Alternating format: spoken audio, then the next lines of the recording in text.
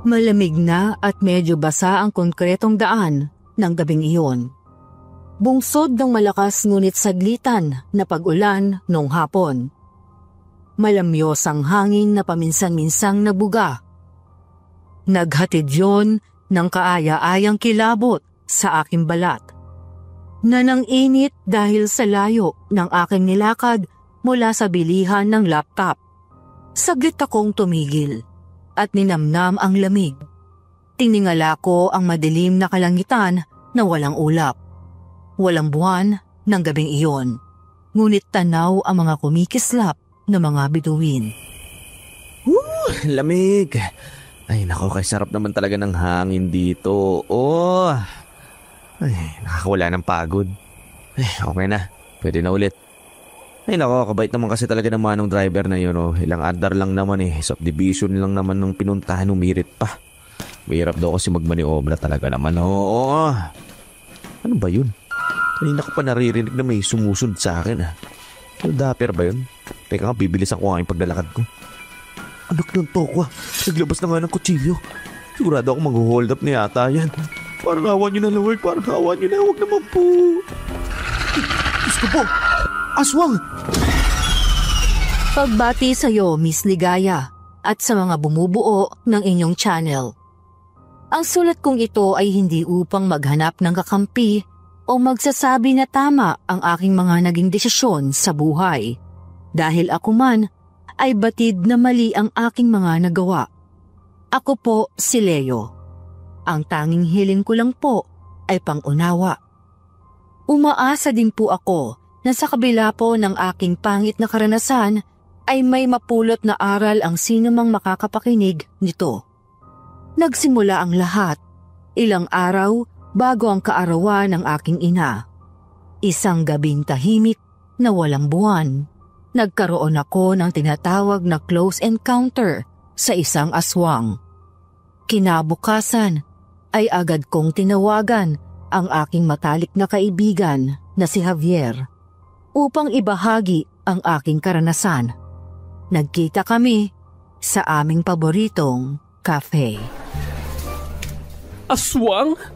Mahina pa. Lakas mo pa para marinig ng lahat. Ay, sorry po pero aswang talaga? Kailan? Kagabi lang. Diba sinabi ko sa'yo bibili nga ako ng laptop? Oo. Pasensya ka na, hindi kita nasamahan. Dami kasing demands ng boss ko sa website management.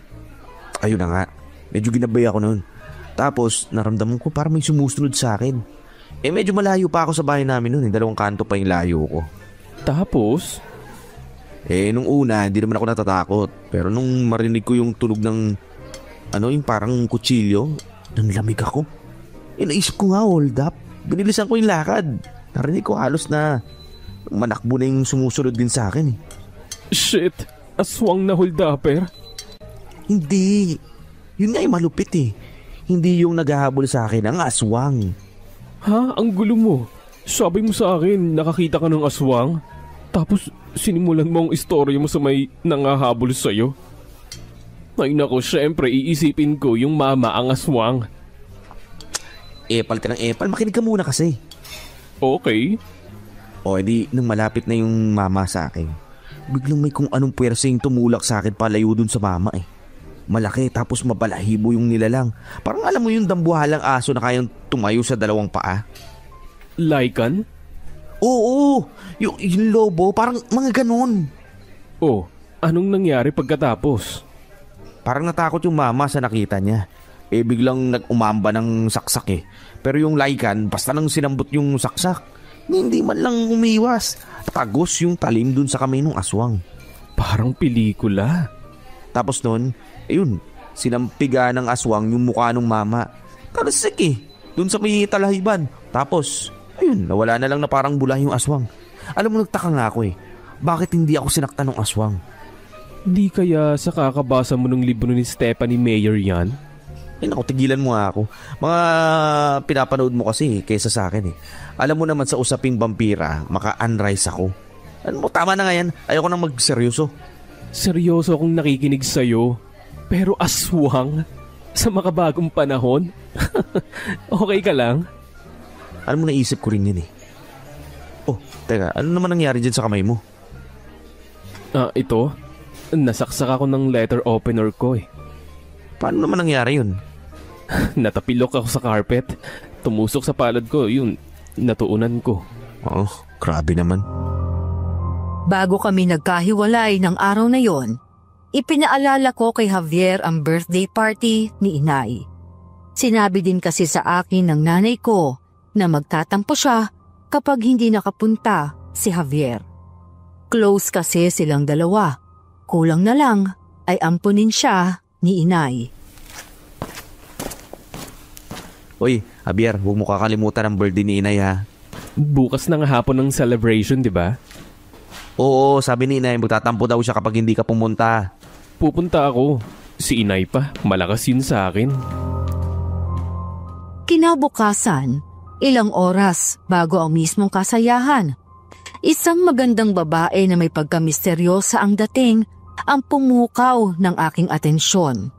Kasama siya ng catering service na kinuha ni inay para sa birthday party niya. Marahil ay napansin ng nanay ko na panay ang sulyap ko dun sa babae. Kaya nilapitan ako ni inay at binulungan. Si Amanda yan. Byuda, walang anak. 9 na taon ang tanda niyan sa'yo. Pero kung balak mo siyang gawing manugang ko, hindi ako tatanggi. Si inay naman. Aba, bakit? Sinabi ko lang naman. 30 ka na. Wala ka pa rin dinadala dito. Minsan, iniisip ko nang si Javier ang mamanugangin ko eh. Inay! Hindi ko rin naman mamasamain kung kayo ni Javier. Si Javier po at ako, hindi po kami talo. Ay nako, tinataboy niyo na po ba ako, Nay? At mawalan ako ng taga-libre tuwing birthday ko? Aba, hindi. Ang sa akin lang naman, hindi ka na bumabata. Tama na siguro ang pagsisilbi mo sa amin ng mga kapatid mo. Hindi naman po ako nagre-reklamo. Gusto ko naman po yung ginagawa ko. Anak, hindi mo kasalanan na sumama sa iba ang tatay nyo. Sadyang ganun lang ang buhay. Oo, panganay ka, pero hindi mo obligasyon na pasanin ang responsibilidad ng ama ninyo. Wala na po akong pakialam sa kanya, Nay. Kayo na lang po ng kapatid ko ang mahalaga sa akin. Kung pwede nga lang po na burahin ko na yung apelido niya sa apelido natin gagawin ko. Salamat sa pagpapahalaga mo sa amin ng mga kapatid mo. Pero huwag mo rin kalimutan ang sarili mo, ha? Malalaki na rin naman ang mga kapatid mo. Hindi pa nila kaya mag-isa, Nay. Si Mark may trabaho na pero hindi pa naman permanente. Si Lucille, tingnan nyo, patinda-tinda. Ang hirap-hirap pag-business ngayon Oo na. Si Carla nagsa-sideline lang. At si Liam nakukuha pala ng licensure niya. Basta anak, tandaan mo ha. Hindi ka nakatali dito. Kailangan mo rin na magkapamilya. Inay, kung tumanda man ako mag-isa, may home for the aged naman po Kapag ako ay patay na at pinabayaan ka ng mga kapatid mo na mapupunta sa lugar na yon, babangon ako at hihigitin kong mga paa ng mga yon. Ala, naghalit na. Yun na, smile na, birthday mo na Ma'am Helen, naiayos na po namin ang appetizers. Isinusunod na po namin ang main courses. Baka po gusto niyo yung tingnan. Ay, oo, sige. Sasama ako sa'yo. Palibre ako ng tikim ng beef morton nyo, ha? At huwag mo na akong minamam. Tita Helen na lang, ha? Sige po, Tita Helen. Siya nga pala, Amanda. Ito ang aking panganay na si Leo. Siya ang nagpondo ng lahat sa birthday ko. Sobra akong spoiling ng anak ko na yan. Nice to meet you, sir. Ako po si Amanda, ang caterer nyo para sa birthday celebration ni Ma'am Helen. Leo na lang, please. Can I call you Amanda? Sige, Leo. Maganda talaga siya, lalo na up close. Matangos ang ilong, makipot ang labi, maliit ang muka at singkit ang kanyang mata. Ang kinis ng maputi niyang balat at parang modelo ang kanyang tindig at hubog ng katawan. Natagpuan ko ang aking sarili na lubusang interesado sa kanya. Kahit nang magsimula ang party, laging hanap siya ng aking mata. Anak, baka naman matunaw na si Amanda niyan. Kausapin mo na lang kaya. Gagandahan lang naman. Ito naman si nanay. Ha? Sinong maganda? Sino pa bang mas gaganda kay Inay Helen? Javi! Buti at nakapunta ka! Ang aking inay na maganda! Kahit pa maging isang malaking parking lot ang EDSA o di kaya ay maging swimming pool ang Lagos Nilad, di pwedeng di ako pupunta sa birthday mo, no? Bolero kang bata ka! Thank you, ha? Heto po ang regalo ko sa inyo. Pasensya na kayo dyan, ha? Medyo short ako sa preparation, eh. Hay nako! Ang batang ito. At short pa daw. Pero paboritong brand naman ang bag ko ang binili. May kasamang favorite scent ko pa. Oh? Ay, teka. Ano tong bagay na to? Scottish Charm yan. Hay nako, Nay. Isabi niyo po sa bag niyo kapag aalis kayo, ha? Protection yan para sa mga bad elements. Ganun ba? Salamat! Mula sa pagiging Katoliko, lumipat ang inay sa pagiging born-again Christian. Dati siyang naniniwala sa mga anting, Latin, pahula at kung ano-ano pa. Pero nang yakapin niya si Jesucristo sa kanyang puso, tinalikuran na niya ang mga ganon. Uy, yun tisay bang pinag-uusapan niyo ni Inay kanina? Mamaya marinig ka dyan, eh. Anong masama? Sabi mo nga, trip ka kasi ilang beses mo nang nauhuli na nakatingin sa'yo. Yun na nga, baka mamaya maging mailap na naman, eh. Buti nung dumating ka, akala niya siguro nalilibang ako. Kaya lumakas ang loob na sipat-sipatin din ako, eh. Lumayas na kaya ako para mawalan ka ng panlansi. Huwag naman. At saka, sige ka, kapag umalis ka kaagad, magtatampo si nanay sa'yo. Anong sa inyo? Gusto niyo bang subukan itong morcon? Highly recommended po ito noong birthday celebrant. Sige, ako, gusto ko din yan. Ano, ako? Pwede ba yung inihaw na tilapia na lang at yung steamed veggies? Sige, may inihaw kami na hindi pa naaasinan pati steamed veggies na unseasoned pa. Alin ang mas gusto mo? Ano, yung kung okay lang, yung sinuggest mo ang kukunin ko. Sige, saglit lang ha.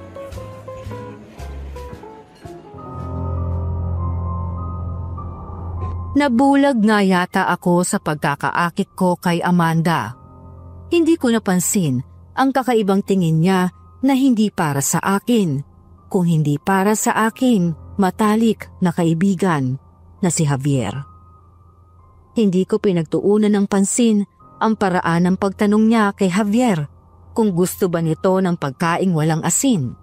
Normal ba yon na ginagawa ng caterer? Mukhang si Javier. Napansin yon, pero hindi ko yon inalintana. Leo, sure ka na ba dun sa chikas na yon? Ha? Bakit may problema ba? Di ba parang weird na tinanong niya ako tungkol sa preference ko sa pagkain? O ano naman masama dun? Sabi ni Nay, matagal na daw nagki-catering yan sila Amanda. Siguro, sanay na siya sa mga bisita niya na may ibang preference ng mga pagkain. Ganun ba? Okay. Ay teka, nakalimutan kang bigyan ng sausawan para dyan sa inyo na tilapia. Okay na ako dito. Ano po okay? Masarap din sa toyo at kalamansi. Teka. Masyado akong tutok sa sarili kong opinyon. Hindi ko man lang tiningnan ang naging reaksyon ng aking kaibigan ng mga sandaling iyon. Mas nanaig ang kagustuhan ko na kumuha ng toyo at kalamansi para kay Javier. Dahil gusto ko na magkaroon ng dahilan para makausap ulit si Amanda. Oh, bakit? May nakalimutan ka? Hindi mo kasi nabigyan ng toyo at kalamansi para sa inihaw na tilapia si Javier. Hindi ko talaga siya binigyan. Ha? Bakit naman? Ang totoo kasi niyan. Sinabi ko kasi sa kanya na hindi ko kailangan. Pasensya ka na, miss. Malaga lang kasi talaga itong kaibigan ko eh. Amanda na lang. Okay, Amanda. Balik na kami sa lamesa namin, ha? Ano ba? Panira ka naman ng diskarte. Panira ka ng diskarte dyan. Swabehan mo lang kasi. Halatang halata kang gumagawa ka lang ng dahilan para makapag-usap kayo. Huwag ka masyadong pahalata.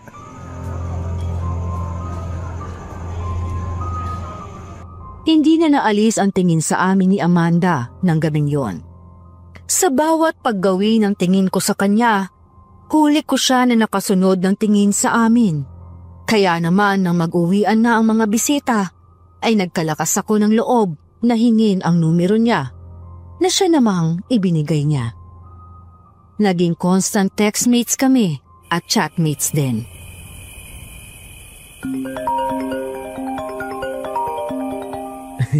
Hello, kakain ko lang natin. Namiss mo ko agad? Hindi naman. Tatanong ko lang sana kung kumusta na si Javier. Ayun, busy pa din sa single life niya at saka sa online clients niya. Isama kaya natin siya sa next na pagkikita natin. Ha? Bakit naman? Mas madami, mas masaya. At saka, baka kasi isipin ng friend mo, nangaagaw ako ng kaibigan. Nadadalas ang labas natin nang hindi mo lang natin siya isinasama. Sa bagay. Sige, tatawagan ko siya. Sige, kita tayong 3 sa linggo. Sama daw? Hindi sama. Nang tawagan ko si Javier at sabihin kasama namin si Amanda, naramdaman ko na alinlangan siya. Ayoko din naman siya sanang isama dahil gusto ko rin masolo ang lakad namin. Pero inusig din ako ng konsensya ko. Laging handa si Javier na bitawan ng anumang natanguan na niyang lakad kapag kailangan ko siya. Tapos hayon ako at nagiging makasarili. Bandang huli ay nahikayat ko siyang sumama.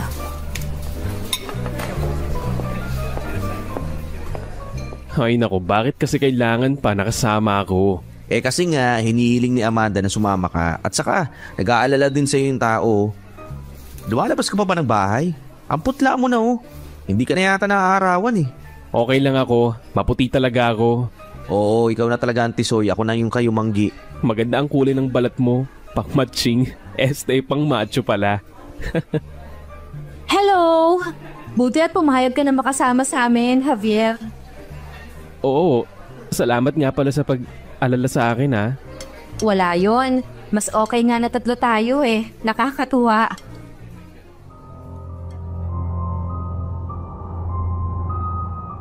Buhay na buhay ang naging kwentuhan namin. Mabiro si Amanda at kaya ding itong sakyan ni Javier. Yon ang akala ko nung una na okay sila. Pero medyo nagkaroon ako ng isipin nang mapansin ko ang paraan ng pag-uusap nila. Nang makita ko sila pagbalik ko mula sa pagbabanyo, tila ba ang seryoso ng pinag-uusapan nila. Pero nang makalapit ako, parang guni-guni lang ang lahat. Balik sila sa masayang pag-uusap. Parang seryoso ng usapan nyo kanina. O nakita ko kayo bago ako makalapit Seryoso? Hindi naman. Medyo bumaba lang ng konti ang energy. Wala ka kasi dito Miss nyo ako agad. Nakakatuwa naman. Oo, bawi na lang ako next time. Promise, Amanda. Paano? Una na ako sa inyo. Agad-agad? Gunggong, alis na ako. Ingat kayo sa pag-uwi. Okay, ingat ka. Wag, Pierre. Bata ka pa. Lol, sila ang mag-ingat sa'yo.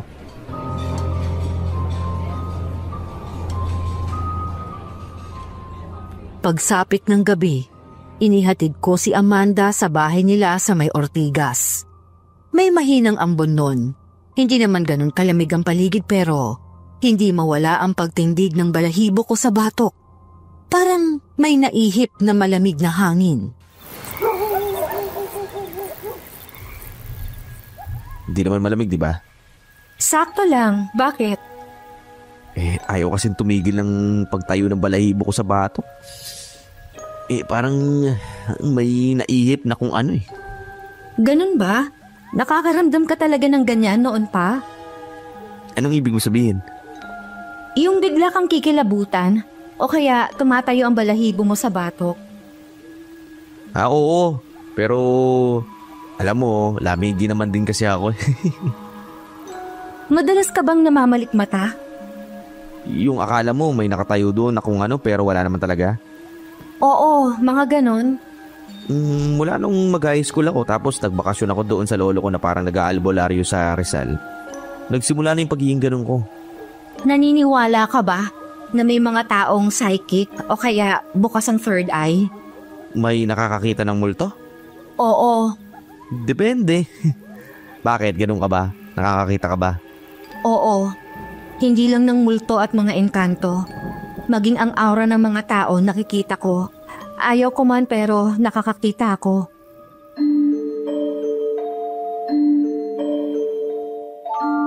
Kung may paniniwalaan ako ng walang pisikal na patunay, ang Biblia yon, ang salita ng Diyos. Siguro bumakas sa mukha ko ang di paniniwala. Kaya sinabi ni Amanda na subukan kong patingnan si inay para maagapan ang sakit. Dahil malapit na rin naman ang annual check-up niya, inagahan ko na ang schedule niya. Nakita na may peptic ulcer si inay. Sabi ng doktor, makukuha pa naman sa gamot.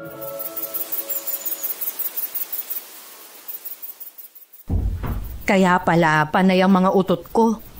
Minsan, parang naninigas ang tiyan ko pagkatapos kumain. Peptic ulcer pala. Nay, huwag na kayong tumulong dun sa live selling. Bakit naman? Nakakatuwa kaya kapag nababasa ko ang mga comments ng mga nanonood tapos o-order? Kaya kayo nagkaka-peptic ulcer gawa ng pagtulong nyo dun sa live selling ni Lucille Kung hindi pa kayo nagpa-check up, hindi ko pa malalaman na late na kayo kumakain sa mga pagkain ninyo. Mag-iingat na ako. Kakain na rin ako sa oras. Tapos malilimutan nyo na naman. Hindi. May iba ako. Parang bihira ako nang makita si Javi Nag-away ba kayo? Hindi po. Ang totoo nga po niya, nagkita kaming tatlo kanina nila Amanda Okay naman siya. Nagtataka nga po ako ron Laging nakakulong na lang doon sa apartment niya. Hindi naman kaya napapabayaan mo na ang kaibigan mo. Baka may pinagdadaanan yon. Kumukumustahin mo. Xavier, kaling nung magdala at kaya lampasan nun lahat. Alam nyo, magpapabulok sa apartment yon dahil sa may pinagdadaanan, imposible yun Anak, hindi naman superhero ang kaibigan mo. Kung ang superhero nga, dumadaan din sa pagsubok mo minsan. Ang kaibigan mo pa kaya na simpleng tao lang? Subukan mong alamin kung okay lang si Javi, ha? Opo. At kapag nahagip mo, sabihin mong nandito lang si inay, pwede niya makausap.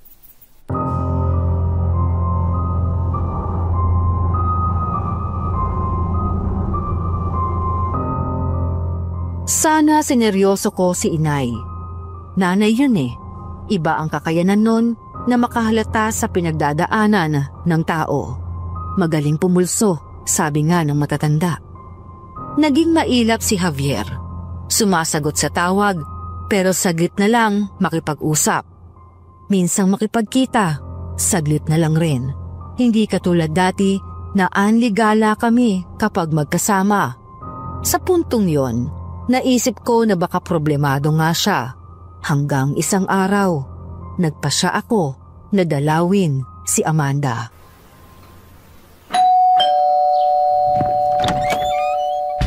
Oh, Leo, naparito ka.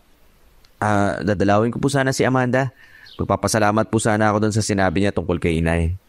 Ganun ba? Baka kang umalis kanina Makikipagkita daw doon sa Javier. Hindi na naman pala nakikinig sa akin ang batang yon. Bata po? Ano pong ibig niyo sabihin, Mang Andy? Bata si Amanda. Alam mo kasi sa aming mga magulang, kahit gaano pa ang edad ng inyong mga anak, bata pa rin kayo sa aming paningin. Mag-aalala at mag-aalala kami para sa inyo. Mali po ba na pinaaalalahanan niya ako tungkol kay inay? Hindi naman sa ganoon. Pero alam mo yung si Amanda, bata pa lang ay bukas na ang third eye niyan. Nakakakita rin siya ng mga aura ng tao. Nalalaman niya kung may sakit, galit, nangangalon niya, nagsisinungaling at kung ano pa. Ganun po pala.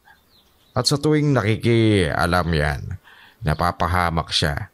Kaya sinabihan ko na siyang tumigil sa pakikialam niya. napahamak po kahit tumutulong? Hindi lahat ng tao masaya kapag tinutulungan. Kagaya ng kasama niya sa trabaho nung empleyada pa siya doon. Nakita niya sa aura ng asawa ng kasamahan niya na may kabit yung lalaki. Tapos po, Ayun, nagbalasakit siya at sinabi. Nagalit yung babae at sinabihan siyang gumagawa ng usap-usapin. Ang ingratang yon, nung mapatunayan na totoo ang sinasabi ng aking anak, hindi man lang magpasalamat. Bastang dumikit na lang ulit sa anak ko. sama naman nun. At sa kaya katapat naming bahay, may anak na babae yan. Biglang lumaki ang tiyan, sabi dun sa ina, may oma daw. Kaysa nagpatingin sa doktor, etong si Amanda ang tinanong kung cancerous o hindi. Po? Bakit naman kay Amanda pa? May nakakapagsabi kasi na marunong daw pumulso itong si Amanda. Ang anak ko naman, kahit na pinayuhan ko nang sabihin na lang na hindi cancerous, hindi nakinig. Sumigi pa rin sa pagsabi ng totoo. Mahirap po kasing tanggapin yung cancer talaga eh. Aba, di bali sana kung cancer talaga eh. Teka, ano pong ibig niyo sabihin? Pagpulso ng anak ko, hindi mayoma ang sanhi ng paglaki ng tiyan, kundi buntis. Ano? Sinabi din ni Amanda kung sino ang ama. Sino? Aba, edi yung anak ng kapitan namin na siyang nakiusap dito ko na kung pwedeng pulsuhan ni Amanda yung babae. Sino ba naman kami para tumanggi kung anak ng kapitan na makikiusap, hindi ba? Paano po nalaman ni Amanda? Kapag ang babae ay buntis, dalawa ang pulso niyan. Alam niya ng mga manghihilot. Si Amanda naman maliban sa pulso ay sa aura din ng babae. May pilak na aura na nakahalo roon sa aura ng babae. Paano po nalaman kung sino ang ama? May silver din ang aura ng lalaki. Sabi ni Amanda, may bahid din sa aura niya ang kulay ng aura ng babae. Ang masama lang niyan, may asawa ang anak ng kapitan na yon. Naku po.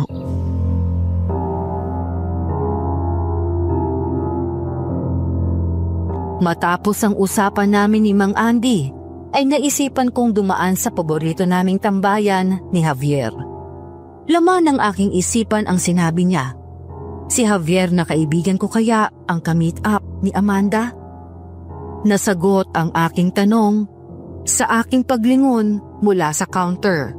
Kasama ang ugali man ay palihim akong umupo malapit sa kanila at nakinig. Bagay na sana ay hindi ko ginawa. Hindi ko na alam. Hanggang kailan mo gagawin yan? Panay ka iwas, panay ka lihim. Hindi na nga lihim, di ba? Andyan ka oh. Sana talaga hindi na lang ako pumunta sa birthday party na yun eh. Nagkataon lang talagang nandoon ako. Pasensya ka na. Hindi ko kasi mapigil ang sarili ko na hindi maging concerned. Hindi naman kita sinisisi. Ito kasing lintik na sarili ko eh. Ang may problema. Mula nung makausap kita, tapos sinabi mo na alam ko kung ano ako. Kung ano-ano ako, natakot ako na malaman yun ng kaibigan ko. Mukhang open-minded naman ang kaibigan mo na si Leo. Maiintindihan niya. Na ano? Nabakla na nga ako? Aswang pa? Matagal ko na pong alam na bakla ang kaibigan ko, Miss Ligaya. Mula elementary ay magkasama na kami. Pero ni minsan ay hindi niya ako pinakitaan ng motibo. Hindi siya mahalay na bakla. Ang pagpipilit niya na mapanatili ang kanyang pagkalalaki ang dahilan kung bakit ang taas ng respeto ko sa kanya. Ngunit ang malaman na aswang siya, iyon ang hindi ko alam. Malay naman natin. Alam mo ba, na sobra ang sampalataya ng mga yun sa Panginoon? Aswang ako, kampo ng dilim. Isipin mo nga. Pero hindi ka pa naman kumakain pa ng tao. Kahit kailan, sabi mo. Oo, at kahit sinong kaibigan ko siguro, hindi maniniwala. Naniniwala ako sa'yo. Hindi mo ako madadaan sa ganyan. Naniniwala ako sa'yo dahil hindi magsisinungaling ang aura mo. Asul na asul ang nakikita ko. May ilang maitim na parte. Nagsasabi na may inililihim ka.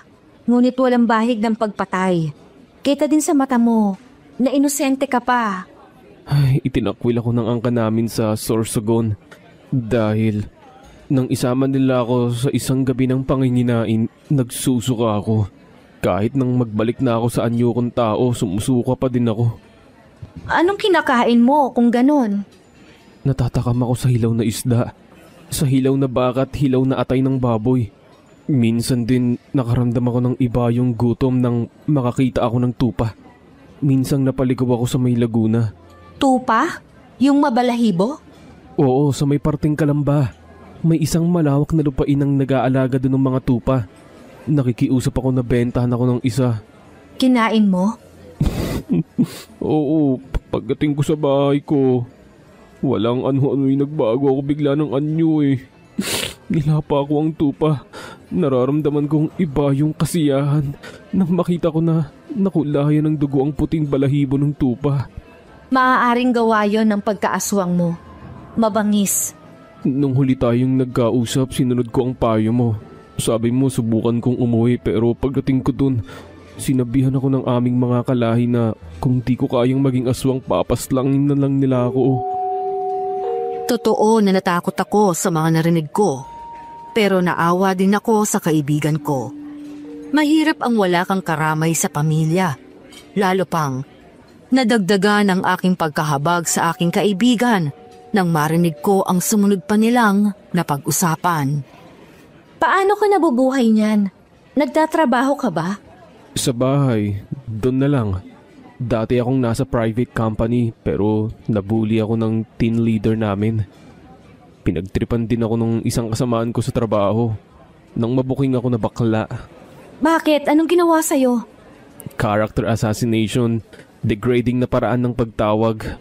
Minsan hinipuan ako sa puwet sabay tanong kung tinitigasan ba daw ako. Oh my God! Bakit hindi ka nang laban at nagsumbong sa HR? Para saan iisang pisa ang mga hayop na yon. Magkumari yung impact akong katrabaho at yung HR eh. Tapos may kamag-anak ang hype na team leader namin ng mga execs. Sorry, hindi ko sinasadya na maaalala mo pa ang mga masasakit na alaala na yon. Alam din ba ito ni Leo? Paano ko sasabihin sa kaibigan ko may pinagdadaanan din siya ng mga panahon na yun. Kung alam mo lang kung anong hirap ang pinagdaanan niya, para lang maitawid ang pamilya nila, hindi ka din makakadaing ng problema.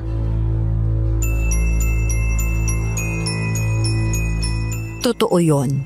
Sa lahat po ng pinagdaanan ko na mabigat sa buhay, mula nang iwan kami ng aming ama at sumama sa iba, tanging si Javier lang ang naging karamay ko. Para bang ang gaan-gaan ng lahat kapag kausap ko siya. Kahit nawawalan na ako ng pag-asa, basta sinabi niya na magiging okay ang lahat, nakakaya ko. Ni hindi ko man lang naisip na napakabigat pala ng pasanin niya. Pero ikaw, Amanda, hindi kita maintindihan. Kasi? Anong pakay mo? Bakit labis na lang ang pag-aalala mo sa tulad ko? Oo, nakakita ka ng aura. O ano ngayon? Pwede mo naman yun ignorahin, di ba? Anong napapala mo sa pakikialam? Oo, pwede. Pero iba ka. O mas tama na sabihin na hindi ko magawa na ignorahin ka pagkakita ko sa'yo ng gabing yun. Huwag mong sabihin na tipo mo ko, sasampigahin kita. Nakatali na ang puso na ito, Javier. Wala na makakapukaw ng damdamin ko. Dahil hanggang ngayon, umiibig pa rin ako sa asawa ko. Sa tanong mo, naging aswang ang asawa ko. Nilapa niya ang anak namin bago na tinapos ang lahat. Ah, paano? Di aswang ka na din? Hindi. Sundalo ang asawa ko. Matapos kaming mag-honeymoon, na-destino siya at doon siya nahawa. Sa Capiz? Taga-Capiz ka ba? Hindi, di ba? Taga-Sorsogon ka. Na-destino siya sa parteng Davao City, sa mismong lungsod pa. Hay, isang normal na araw kung saan may napadaan na naglalako ng mami. Mami, doon niya nakuha? Oo, noong una ayaw ko rin maniwala eh. Pero sinabi niya sa akin na yun ang huli niyang kinain bago sila umalis ng lugar na yon. Ilan ang nahawa sa kanila? Siya lang. Dahil siya lang ang kumain. Kung tatanungin mo ko, paano? Hindi ko rin masagot. Asin, bawang, kalamansi, lahat ng yon meron sa mami. Hindi ba PTSD lang? Yan na lang ang pinalalabas as official cause. Sinakyan ko na lang, pero nasa alaala ko pa rin ang anyo niya. Kalbo na bilugan ang kanyang ulo, malaking tenga, matatalas na mga ngipin, at mahabang dila na hanggang pusod. Nagbagong anyo siya sa harap mo? Hindi. Inabutan ko siya na sarap na inuupakan ng anak namin. Nung magbalik ang katinuan niya, kinuha niya ang service firearm niya at yun na.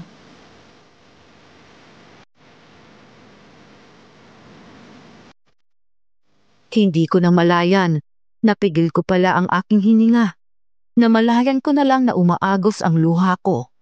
Parang hindi ko na kayang humarap pa sa 2 tao na yon.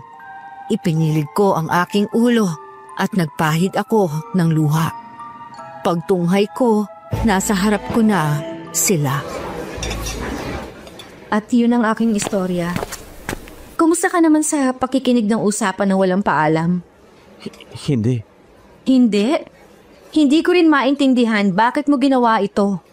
Javier. Alam mo na ngayon, pasensya ka na ha. Sa paglilihim ko sa panglalansi ko.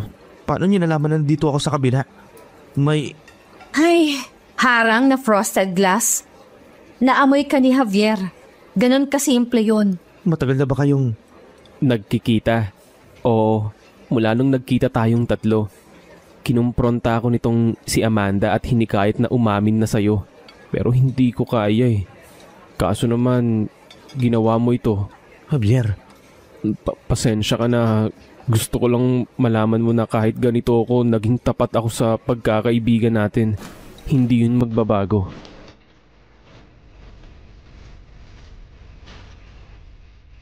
Matapos nun, hindi na kami nag-usap pa. Tumatawag ako sa kanya, pero hindi na siya sumasagot. Hindi ko rin naman siya mapuntahan. Hindi ko alam ang sasabihin ko. Ilang linggo ko nang pinag-iisipan, hanggang sa isang sagot ang nabuo. Tanggap kita. Binalak ko na dalawin siya ng Biyernes ng gabi. Sorpresahin siya. Ngunit hindi na niya yon narinig mula sa akin. Sinalubong ako ng isang masamang balita. Anak, gising ka na ba? Opo, kanina pa. Bakit, Inay? Ano meron? Anak, si Javi. Natagpo ang wala na. Ngayong umaga lang, sa isang bakanting lote sa may Muntinlupa. Anak? Inay, pwede po bang hayaan niyo na muna ako mag-isa? Dito na lang po muna ako sa kwarto ko. Sige, anak. Nasa baba lang ako. Nay, Ano yon, anak? sino daw po ang nag-aasikaso kay Javier? Ikaw ang inilagay niya na contact person. Pagkalapat ng pinto ng kwarto ko, humagulgol na ako ng todo. Sa unang pagkakataon, naranasan ko ang tinatawag na pagluluksa. Ang mawalan ka ng isang mahalagang parte ng buhay mo. Dinalangin ko noon na sana isa lamang yung masamang panaginip. Napagbukas ko ng pinto, isa lang yung biro. Ilang beses ko nang tinawag ang pangalan ni Javier. Ngunit batid ko na kailanman ay hindi na yon makakaabot sa kanya.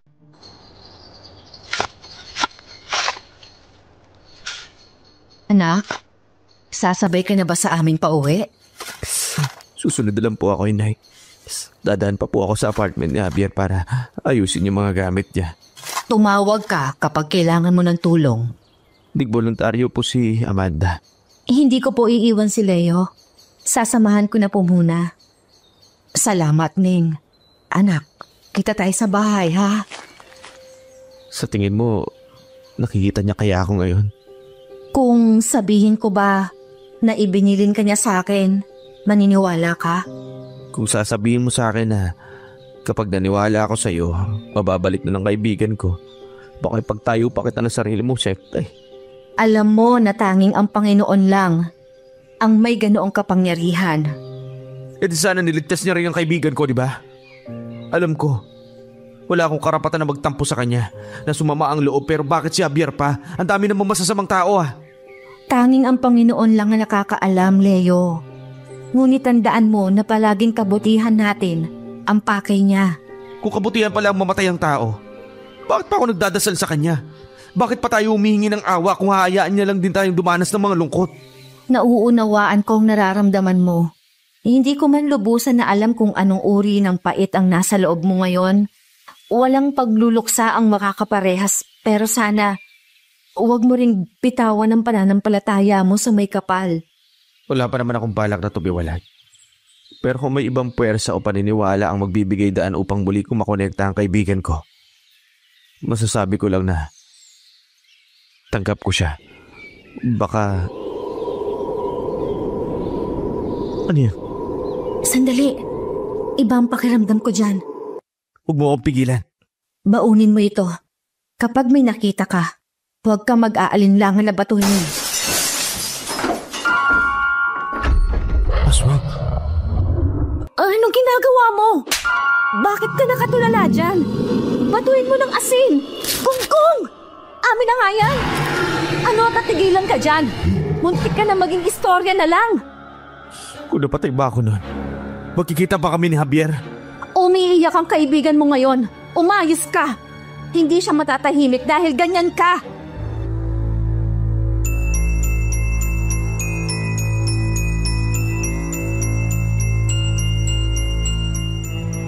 Hindi ko alam kung paano ako nakauwi. Namalayan ko na lang na nasa kwarto ko, ako.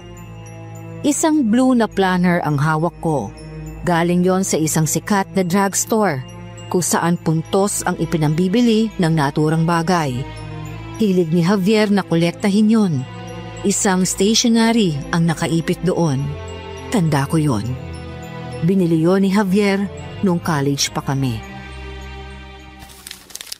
Sumulat ka pa talaga. Pwede mo naman akong kausapin eh. Leo, kapag nahagip mo ito, ibig sabihin na walan na ako ng karapatan sa rights ko sa privacy.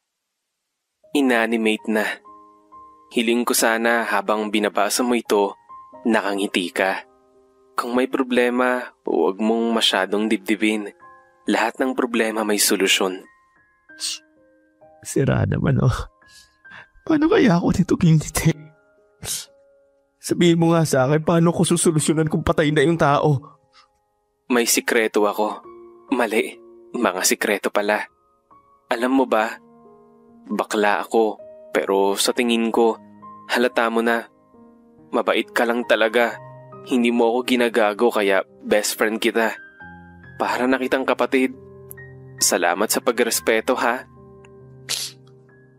Kahit bakla tol, may karapatang irespeto. Wala naman sa kasarian yan eh. Kumag lang yung mga gago na nangwawalang hiya sa'yo sa trabaho. Dapat lang dilapa mo na yung mga yun eh. Aswang ako.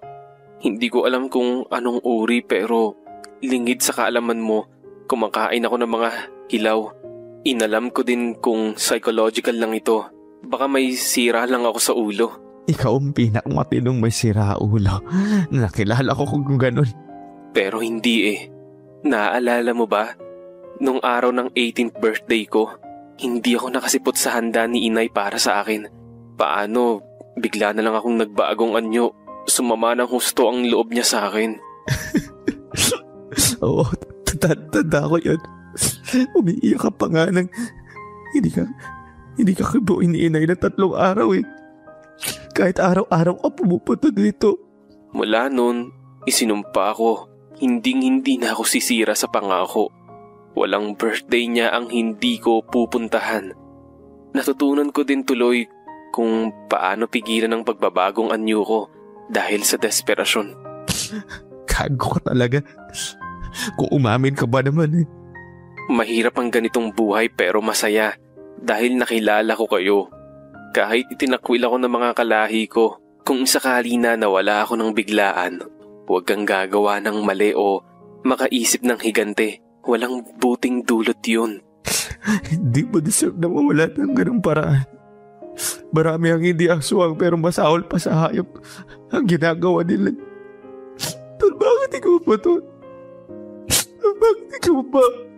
Isa pa pala, isang gabi na kinuwento mo sa akin na may nagligtas sa'yo na aswang mula sa holdapper. At yung nakita mo na nasa bubungan nyo na nakasilip.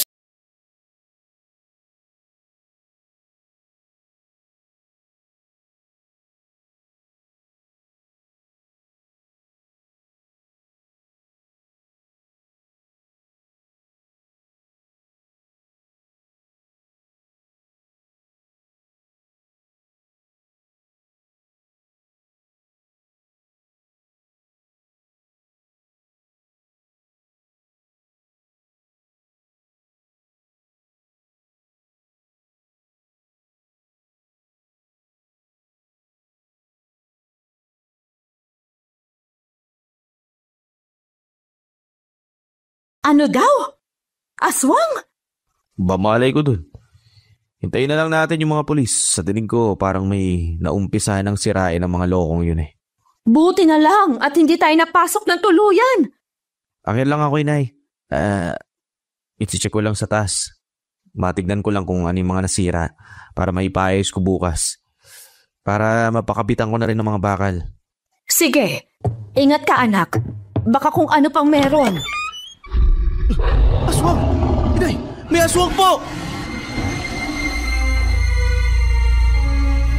Sa bintana ng kwarto ko, isang pares ng dilaw na mga mata ang inabutan ko.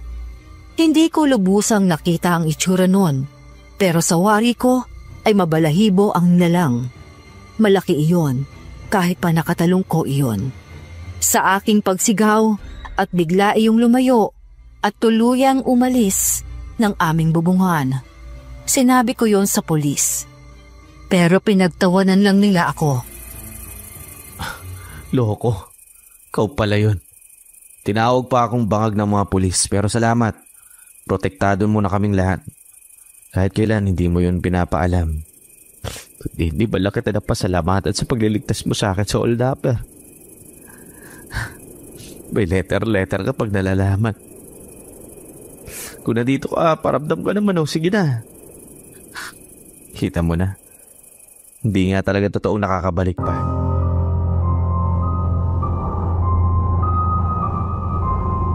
Hindi ko na malaya na nakatulog na pala ako.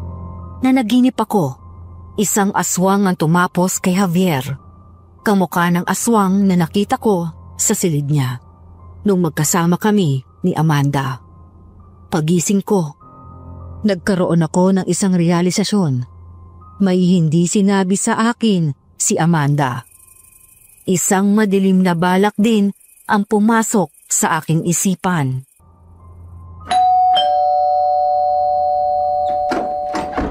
Leo! Ang aga mo naman. Tuloy ka. May problema ba? Amanda, kapag ba may ginawang masama ang isang tao, nakikita din ba sa aura niya yun? Oo.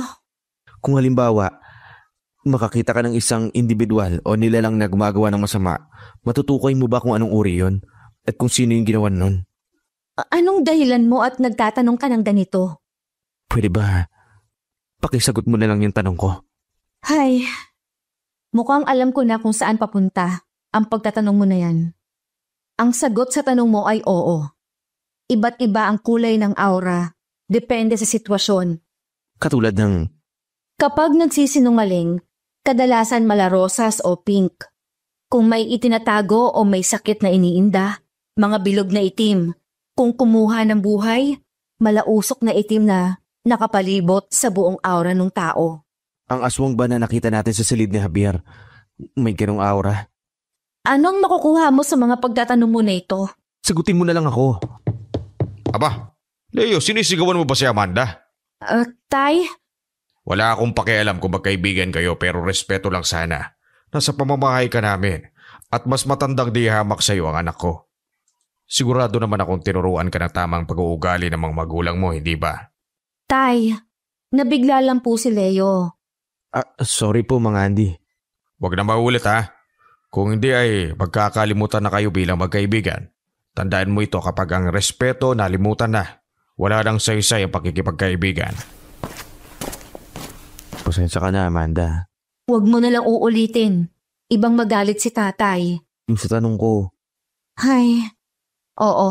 Siya nga, anong dahilan at kailangan nilang tapusin si Javier? Sa pagkakaalam ko, itinapon nila ang batang yun sa kamay nilaan at pinaalagaan sa mga kamag-anak. kasalanan ko. Anong ibig mo sabihin? Akala ko, mas makabubuti na makasama niya ang pamilya niya, mga kauri niya. Pinayuhan ko siya na umuwi sa kanila sa Sorsogon. Bakit mo ginawa yun? Wala kang alam sa sitwasyon niya. Alam ko. Huli na nang malaman ko mula sa kanya na masama pala ang lagay ng relasyon niya sa pamilya nila doon. Ibig sabihin kasalanan mo ang lahat. Habang buhay ka sanang usigin ang konsensya mo.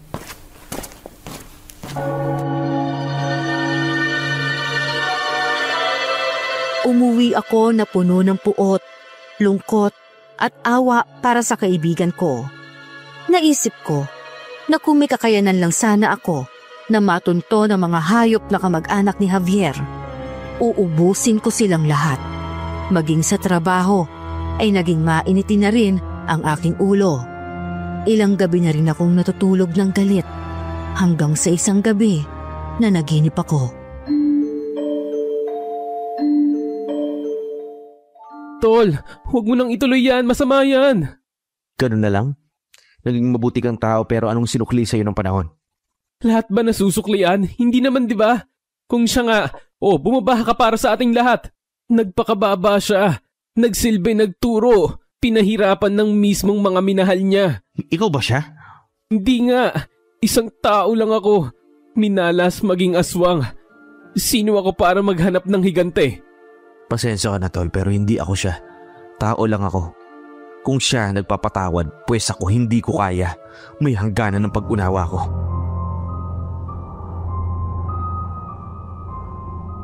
Nagising ako na dumadagundong ang puso sa kaba. Bungsod ng sobrang galit. Sa aking nanlalabong isipan, isang madilim na plano na taliwa sa tamang katwiran ang nabuo. Binalak ko na maging aswang. Oo, Miss Ligaya. Nakalimutan ko na ang takot sa Diyos. Ang mga salita mula sa Biblia. Daig ko pa ang sinaniban ng masamang espiritu. Buong araw kong inisip kung paano ko mabibigyang katuparan ang aking balak.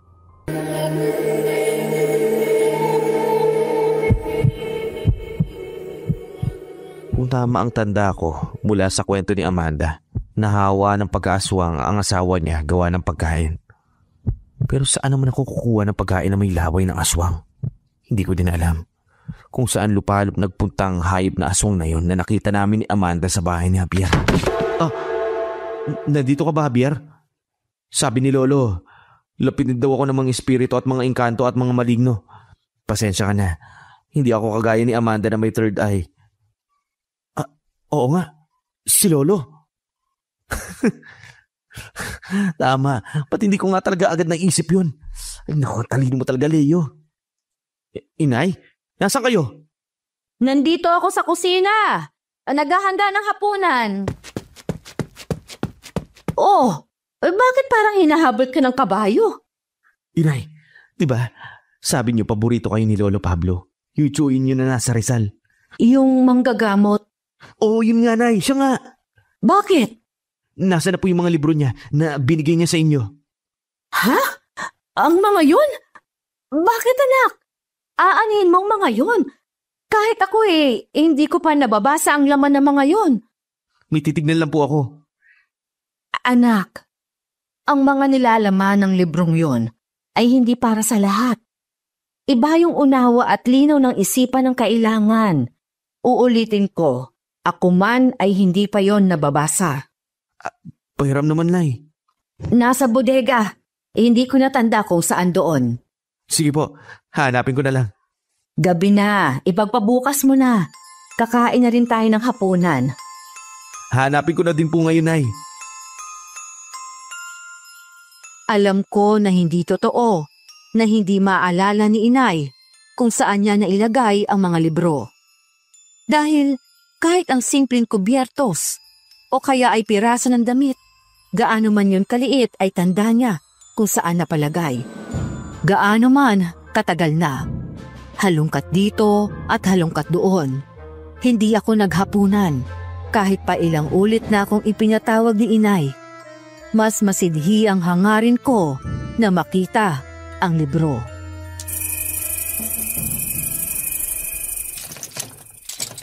Nasaan na ba yun? Kailangan ko talagang...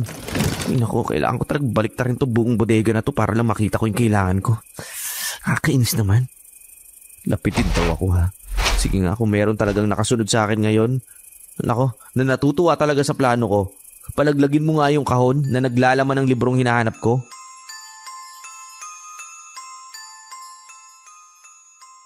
Pagkasabi ko ng ganon, ay agad nang nangamoy ang pinaghalong asupre at kandila. Biglang lumamig ang paligid.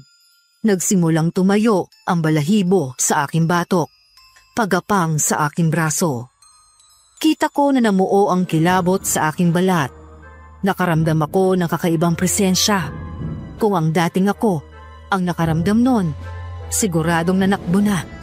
Pero hindi ang ako ng mga sandaling yon. Isang kahon ang bumagsak.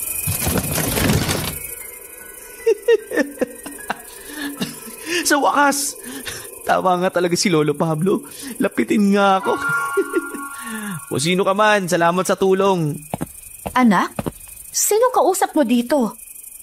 Nandoon kaming lahat ng mga kapatid mo. Wala lang, Nay. Mga kaibigan.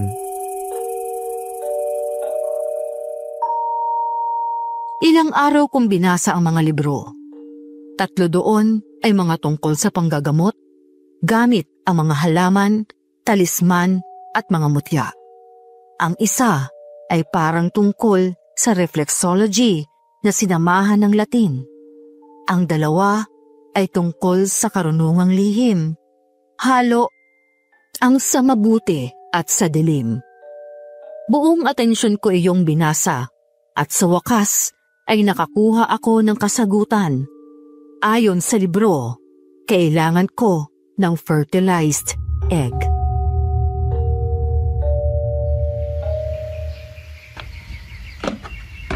Anak, saan ka pupunta? Diyan lang po, sa kapitbahay natin may manukan. Bakit? May ulam pa naman tayo dito. Namili kami ni Lucille kanina. May bibilin lang po ako. Babalik din po ako agad.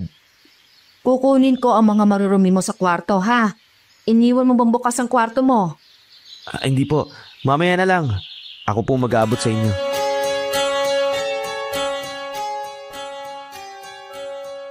Hindi ko pa kailanman ginawa na sarahan ang aking silid. Noon lang. Kinutuban kasi ako na nakatunog na si nanay sa balak ko. Sa takot ko na bawiin niya ang mga libro, dinala ko sa aking bag ang 2 libro na naglalaman ng karunungang lihim. Ang iba na hindi ko masyadong kailangan ay iniwan ko. Nanigurado ako. Pagbalik ko ng bahay, nagkulong na ako sa aking silid.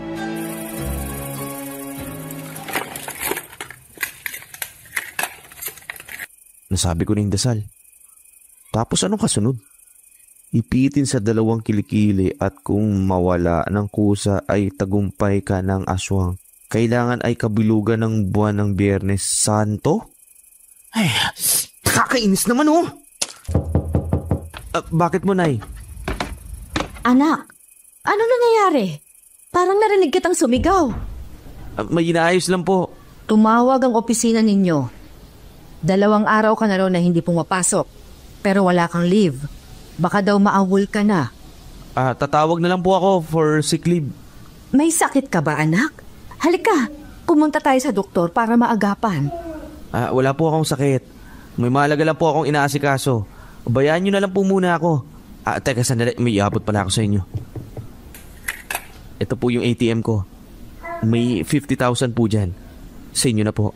Aanhin ko to, anak. Hindi po ba nag-aalala kayo kasi hindi ako nakakapasok? Ayun po, para hindi na kayo mag-alala. Kasya naman po siguro yan ng ilang linggo. Hindi ko habol ang pera mo, Leo. Nanay ako. Kahit pa wala kang pera, mag-aalala ko. Wala sa isip ko ang tungkol sa hindi mo susweldohin kapag hindi ka pumasok. Nay, hindi naman po sa ganun. Iisipin ko na lang na hindi ito nangyari. Bumaba ka para kumain. Ilang araw ka nang nakakulong dito sa silid mo. Batid ko na nasaktan ko si inay. Sandali kong kinwestiyon ang aking sarili. Ako pa ba ito? Pero nang maalala ko ang dahilan ng naisin ko na maging aswang, isinangtabi ko ang sama ng loob na idinulot ko sa nanay ko. Muli kong isinara ang pinto at sinimulan ulit ang ibang ritual na nasa libro. Malapit na akong maging aswang. Sa wakas, iyon ang buong paniwala ko. Buti na lang madami akong binili na mga itlog. Ano sabi sa libro? Itali ang fertilized egg sa bandang tiyan gamit ang tela na mahaba. Siguraduhin nakatapat sa pusod. Hintayin daw mapisa ang itlog. Kusang papasok ang sisiw sa loob ng pusod. Kapag nakakaik-ik na parang ibon, tagumpay ang ritual. O di sige, maghintay.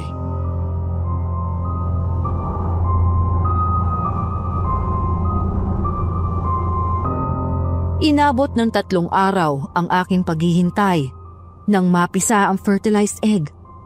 Hindi ko napansin na sa loob ng 3 araw na yun, hindi pala ako kumakain. Hindi dinalabas ng kwarto ko. Basta pabalabag ko lang na sinasagot ang mga katok. Sa ika-4 na araw, nabigla ako nang biglang nagiba ang pinto ko. Bumungad ang muka ni Mang Andy, kasunod si Inay at si Amanda. Anong ginawa ninyo? Ay! Andy! Tumino ka! Ang nanay mo halos magkasakit na sa pag-aalala sa'yo. Anong nangyayari sa'yo? Bakit kailangan humingi na ng tulong ng nanay mo sa ibang tao? Ano? Inay? Anong ginawa ninyo? Anak! 3 araw ka nang hindi lumalabas ng silid mo. Ni hindi ka kumakain. Anong amoy yun? Tay, pasuyo nga po. Pigilan ninyo si Leo. May titingnan lang po ako. Mga Andy, bakit po? Amanda, anong ginawa mo? Huwag mo tanggalin yan! Tita Ellen, tumawag na po kayo ng ambulansya. Infected na po ang pusod ni Leo. Anong infected? Malapit na mapisa ang sisiw, magiging aswang na ako. Maawa ka sa ina mo. Pati na rin sa mga kapatid mo. Isama mo na rin ang sarili mo. Magpagamot ka. Kakausapin kita. Paggaling mo.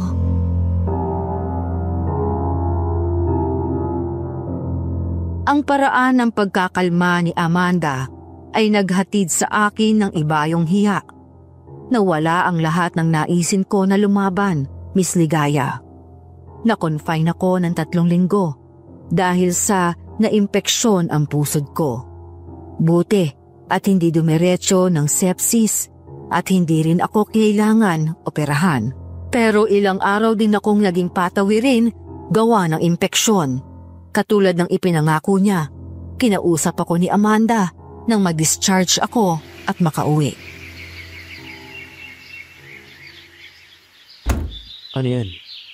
Ito ang huli kong pagbibigay sa'yo para sa parehong pagkuha natin ng closure tungkol kay Javier. Ouija board? Oo. Ouija board. Huli kong ginamit ito nang namaalam ako kay Enrique. Sa asawa mo na naging aswang? Oo. Sinasaniban daw ng masamang espiritu yan. Humingi ako ng tulong sa pinsan ko na pare. Humingi ako ng holy water at nagpaturo ng dasal. At para sa kaalaman mo, muntik ka na rin din masaniban ng dyablo dahil sa kalokohan mo.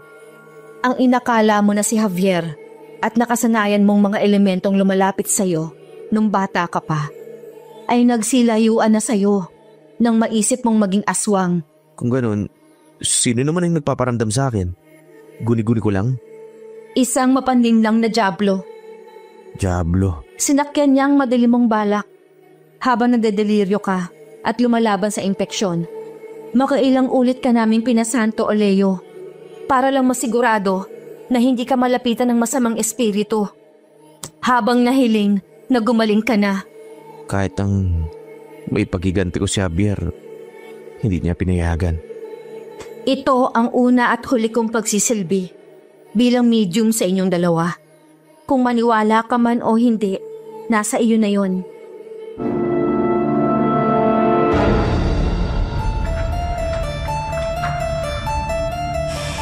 Inumpisahan ni Amanda ang ritual sa pagsindi ng kandila. Pagkatapos ay nagdasal siya ng isang sumasampalataya at Latin na dasal na sa intindi ko ay credo kung tawagin. Pagkatapos noon, tinawag na niya ang buong binyagang pangalan ni Javier. Gumalaw mag-isa ang planchette. Iniisa-isa ang letra ng buong pangalan ni Javier. Nawala ng malay si Amanda nang sumagot iyon ng oo sa tanong na, "Nandito ka na ba, Javier?"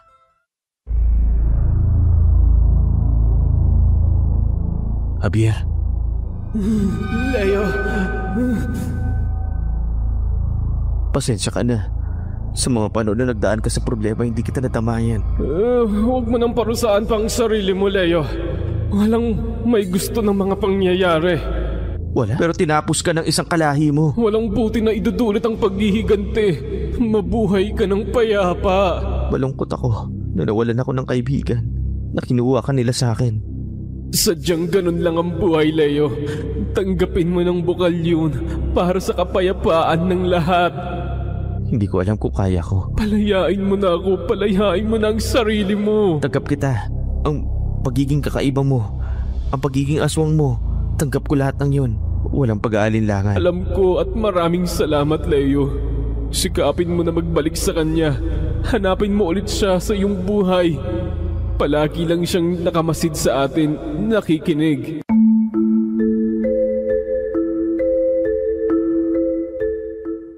Nawala ang lamig na biglang bumalot sa paligid. Tanging naiwan ay ang amoy ng paboritong pabango ni Javier. Pagkatapos noon ay nagbalik ang malay ni Amanda. Nagpaalam siya kay Javier.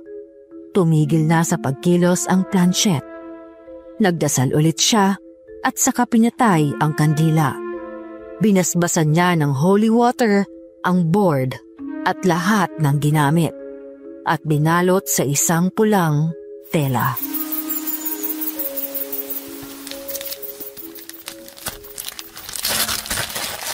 Salamat. Walang anuman. At sa tanong mo kung pwede ba tayo maging magkaibigan? Oo naman. Ang daya mo naman. Nakakatingin ka ng aura. Halos mabalot na ang buong aura mo ng aura na nagsasabi na gusto mong makipagkaibigan.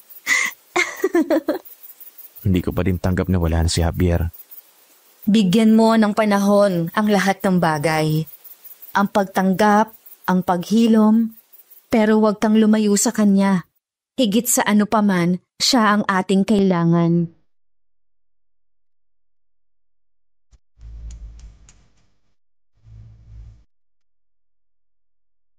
Nanatili kaming magkaibigan ni Amanda. Nagdadasal na ulit ako, pero panay lang hinaing sa kanya. Pinakikinggan niya kaya ako?